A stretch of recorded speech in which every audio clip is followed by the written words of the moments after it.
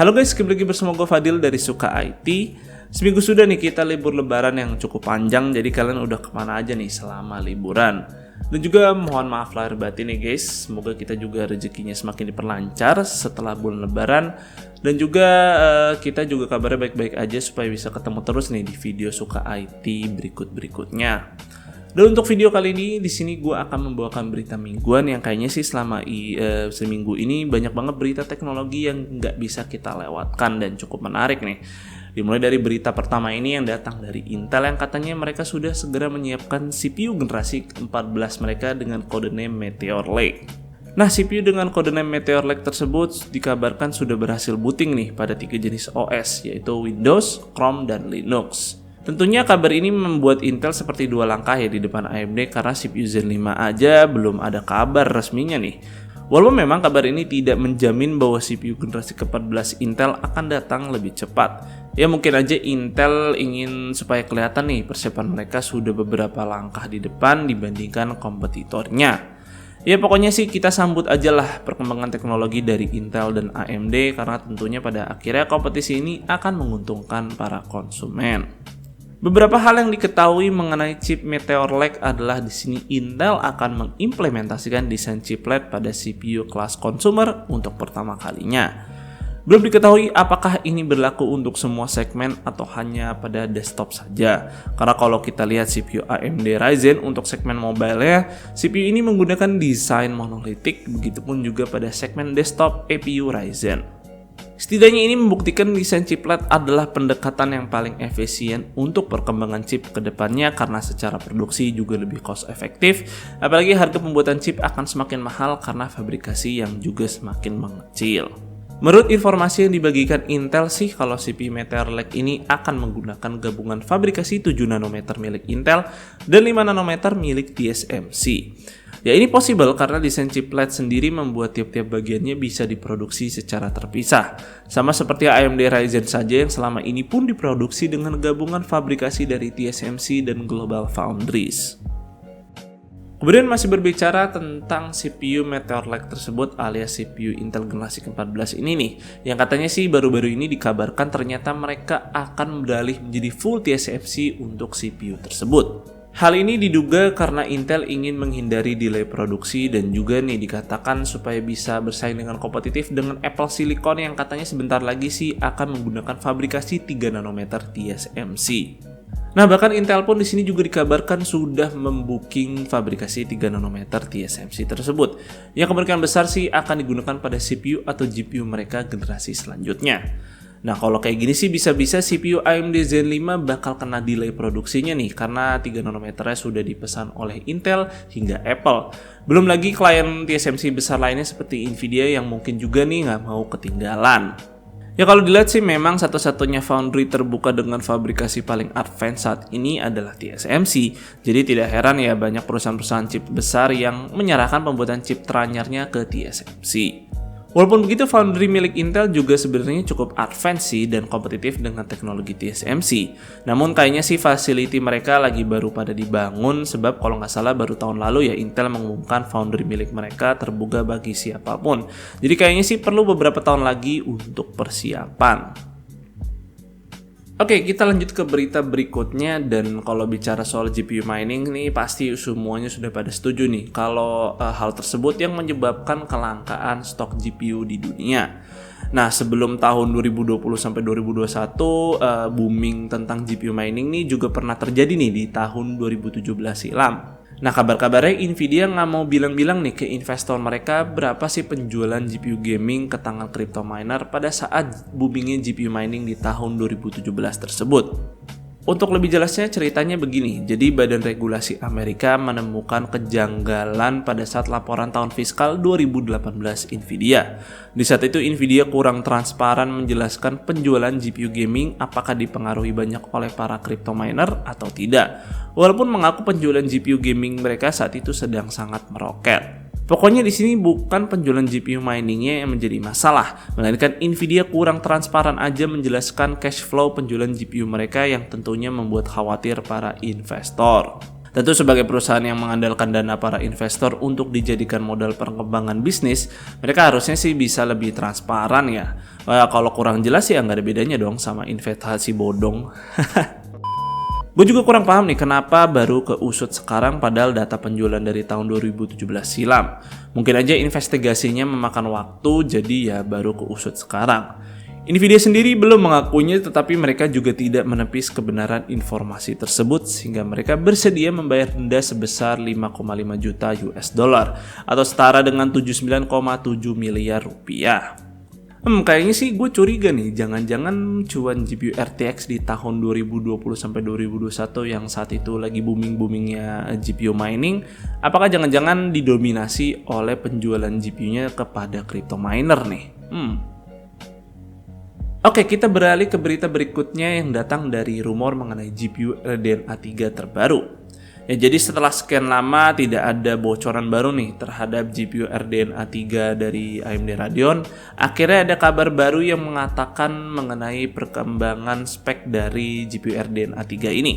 Bersumber dari leaker yang cukup terkenal membocorkan info hardware AMD di masa mendatang, diketahui chip GPU RDNA 3 teratas akan memiliki jumlah 12.288 stream prosesor. Tentunya jumlah ini menurun dari bocoran sebelumnya yang dikatakan akan memiliki 15.360 stream prosesor. Selain bocoran spek chip teratas dari GPU RDNA 3, di sini juga ada kabar baru mengenai bocoran spek di chip kelas menengah dan juga chip entry level RDNA 3. Singkat cerita sih, GPU RDNA 3 ini akan mengusung desain chiplet agar bisa mendapatkan jumlah stream prosesor yang begitu signifikan dari RDNA 2 yang masih menggunakan desain monolitik.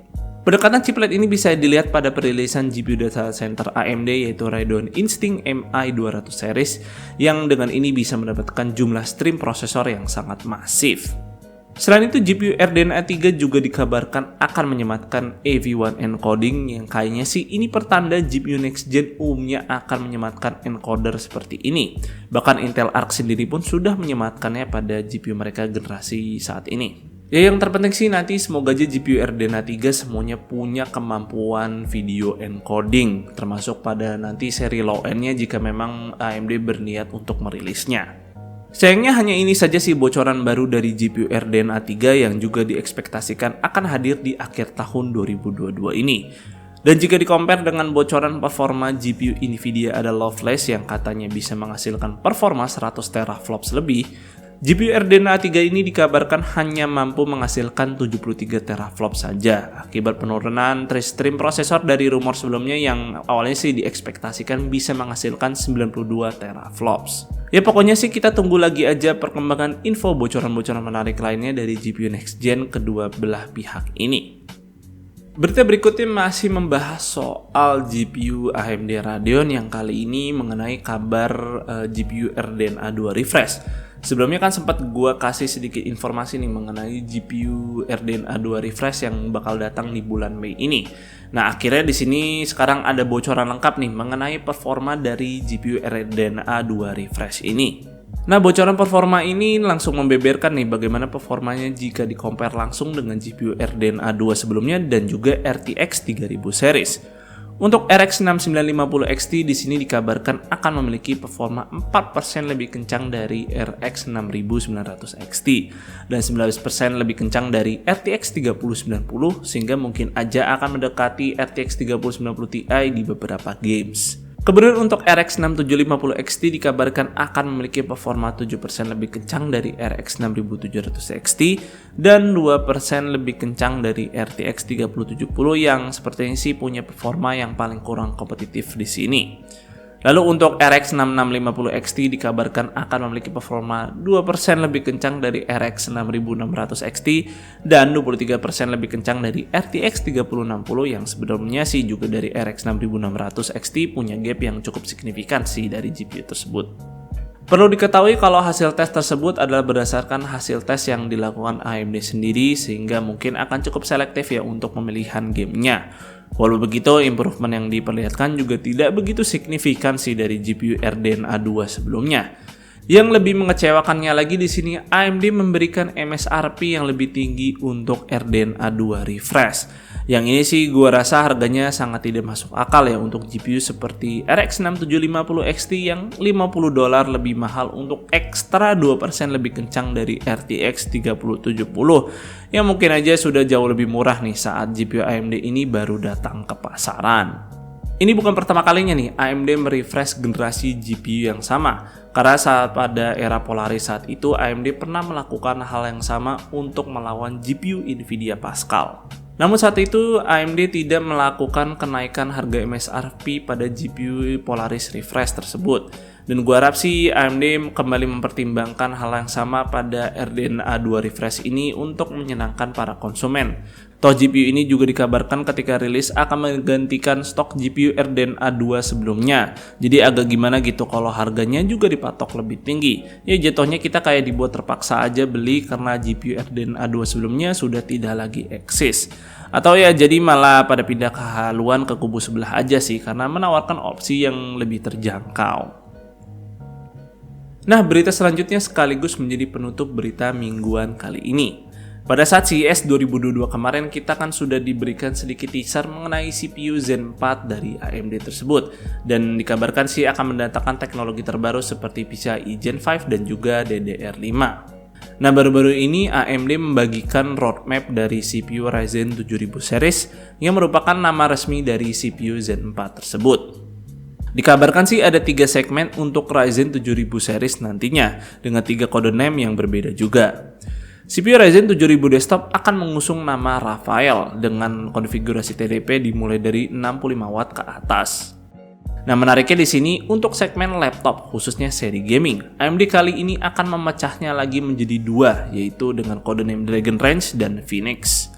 Codename Dragon Range merupakan segmen CPU mobile baru yang ditujukan untuk laptop gaming kelas entusias dan TDP-nya pun di set 55 watt ke atas diikuti dengan dukungan PCIe Gen 5 dan DDR5. Kemungkinan besar sih CPU ini adalah jawaban AMD terhadap CPU Intel Alder Lake HX yang merupakan CPU mobile dengan jumlah core dan TDP yang lebih tinggi yang cukup mendekati CPU desktopnya. Kemudian untuk CPU dengan kode name Phoenix ini ditujukan untuk laptop gaming tipis sehingga memiliki TDP antara 35 watt sampai 45 watt. Sebenarnya sih secara TDP CPU ini tidak begitu berbeda ya dari CPU gaming Ryzen seri H dan HS generasi sebelumnya. Hanya saja CPU ini memiliki limitasi di memory controller yaitu LPDDR5 saja yang sayangnya jenis RAM ini non-upgradable. Ya mungkin ini yang menjadi salah satu poin utama yang akan memisahkan antara CPU gaming laptop Dragon Range dan Phoenix. Sayangnya belum ada kejelasan seperti apa nanti speknya yang akan diusung pada Ryzen 7000 series ini dan apakah nanti juga akan menyematkan integrated GPU RDNA 2 seperti pada CPU mobile Rembrandt sebelumnya atau malah langsung mengadaptasi integrated GPU RDNA 3. Ya mungkin aja informasi tersebut akan AMD simpan dulu untuk nantinya akan mereka jelaskan nanti pada saat acara Computex 2022 yang dimana AMD nanti akan ikut meramaikan acara tersebut di tanggal 23 Mei. Ya semoga aja sih nanti di Computex tersebut AMD benar-benar ada informasi baru mengenai CPU Zen 4 tersebut. Dan kayaknya sih segitu dulu untuk berita mingguan kali ini dan semoga video ini bisa bermanfaat buat kalian. Kemudian jangan lupa nih jika kalian berkenan like dan share video ini dan jangan lupa subscribe channel Suka IT jika kalian nggak mau ketinggalan konten-kontennya. Dan juga jangan lupa follow Suka IT di Instagram dengan nama @suka_it. Gue Fadil dari Suka IT pamit undur diri, see you on the next video.